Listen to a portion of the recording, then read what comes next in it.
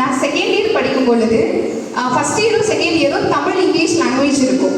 அப்போ என்னுடைய தமிழ் மேம் என்ன பண்ணுவாங்கன்னா, புக்கு நம்ம ரீட் பண்ணுவோம் இல்லையா கிளாஸில், அந்த மாதிரி நான் ரீட் பண்ணுவேன்.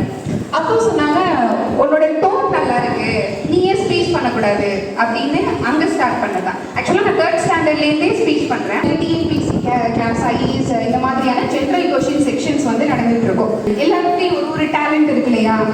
நான் செகண்ட் இயரில் தான் ஃபஸ்ட்டு இந்த ஸ்டேஜ் இருந்தேன். நான் 2017 ஸ்டார்ட் பண்ணேன். 3 இயர்ஸ் யூஜி இங்கே படித்தேன். நான் வந்து இப்படி பேசும்பொழுது ஒரு தடவை சேர்மன் சார் சொன்னாங்க, ஸ்பீச் காம்படிஷன் நடந்துட்டு இருக்கப்ப புக்கு கீழே இருக்கும், நான் பேசிட்டு இருப்பேன். அப்போ வந்து பேப்பரை பார்த்து படித்தேன். அப்போ சொன்னாங்க, நல்லா பேசுறல்ல, பாயிண்ட்ஸ்லாம் நல்லா இருக்குல்ல, இந்த பேப்பரை நீ என்ன பண்ணுவேன், படிச்சு முடிச்சோன்னே பறக்க போட்டுட்டு போயிடுவேன், இதை நீ நோட்டா எழுது, ஒரு புக்கில் எழுது, ஒரு டைரியில் எழுதுனாங்க.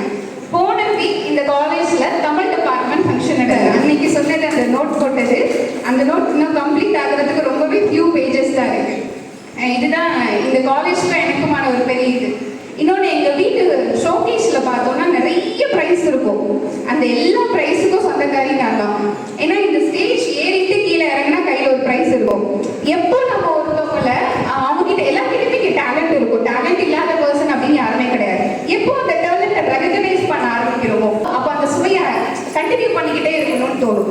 கீழே 10 ஸ்டாஃப் பாராட்டும் போது அந்த எப்போ ஒருத்தவங்களை என்கரேஜ் பண்ணி ஸ்டார்ட் பண்ணுறோமோ அது வந்து நடக்கும். எனக்கான இந்த ரெகக்னேஷன் இங்கே வந்து இந்த ஸ்டேஜ்லேருந்து கிடைச்ச ரெகக்னேஷன்ஸ் தான் இது.